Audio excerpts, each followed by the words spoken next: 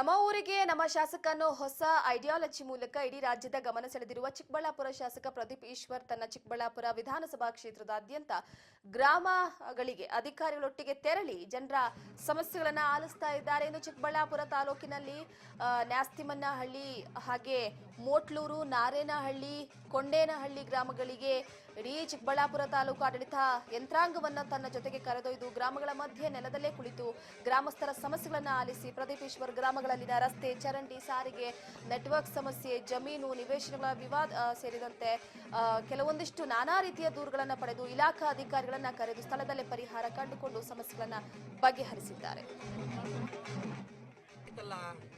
ಸಮಸ್ಯೆ ಹೇಳಬೇಕು. ಡಿಸಬಿಲಿಟಿ ಯಾರು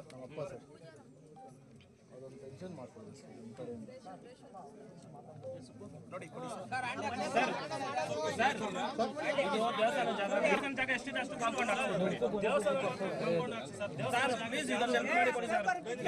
ಓಡಾಡಕ್ಕಾಗಲ್ಲ, ನಾವು ಬರಕ್ಕಾಗಲ್ಲ, ನಮ್ ಜಮೀನು ಅಂತಾರೆ ದೇವಸ್ಥಾನಕ್ಕೆ ನಾವು ಬರಕ್ಕಾಗಲ್ಲ.